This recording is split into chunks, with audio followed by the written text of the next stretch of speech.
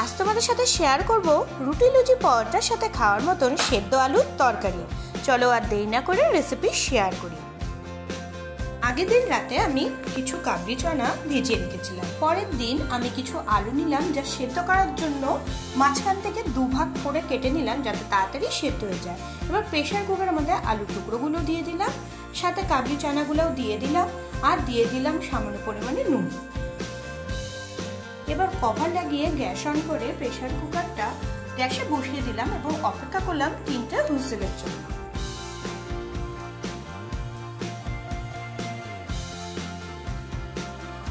আলু আর ছোলাগুলো কিন্তু ভালো মতনই সেদ্ধ করে নিয়েছি বন্ধুরা। আলুর উপর থেকে খোসাগুলো আমি আলাদা করে নিচ্ছি। এবার গ্যাস অন করে একটা কড়াই বসিয়ে নিলাম। কড়াইতে দিয়ে দিলাম সাদা তেল 2 চামচ পরিমাণ। তেল হালকা গরম করে নিয়ে ওর মধ্যে 2টো শুকনো লঙ্কা, 1/2 চামচ পরিমাণে গোটা জিরে দিয়ে দিলাম, একটা তেজপাতা টুকরো করে দিয়ে দিলাম। এবার আলুগুলো যেগুলো সেদ্ধ করে রেখেছিলাম সেগুলো হাত দিয়ে ভালো মতো ম্যাশ করে নিলাম।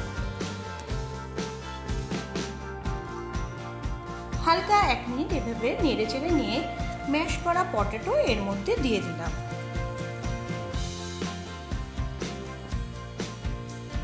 এবার এর মধ্যে দিয়ে দিলাম নুন স্বাদ অনুযায়ী, আর দিয়ে দিলাম সামান্য পরিমাণে হলুদ গুঁড়ো, আর দিলাম অল্প পরিমাণে লাল লঙ্কার গুঁড়ো।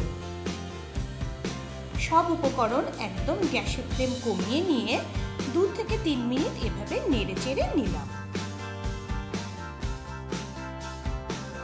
সব উপকরণ তেলের মধ্যে এভাবে নেড়ে চেড়ে ভেজে নিয়েছি। এবার ওর মধ্যে দিয়ে দিলাম জল। গ্যাসের ফ্লেম বাড়িয়ে নিয়ে সব উপকরণ এভাবে নেড়ে চেড়ে নিলাম। ঝোল যখন ফুটতে শুরু করবে তখন তার মধ্যে আগের থেকে সেদ্ধ করে রাখা কাবলি চানাগুলো দিয়ে দিলাম। আবার সবকিছু একটু নেড়ে চেড়ে নিলাম। এবার এর মধ্যে তরকারির স্বাদ ব্যালেন্স করার জন্য সামান্য পরিমাণে চিনি, তোমরা চাইলে বন্ধুরা চিনিটা অ্যাভয়েড করতে পারো, আর দিয়ে দিলাম 1/2 চামচ পরিমাণে কাসুরি মেথি। সব উপকরণ আবার নেড়ে চেড়ে নিলাম। 1 মিনিট এভাবে হালকা নেড়ে চেড়ে নিয়ে গ্যাস বন্ধ করে দিলাম। লুচি পরোটার সাথে খাওয়ার জন্য মিষ্টির দোকানের মতন সেদ্ধ চটকানো আলু তৈরি।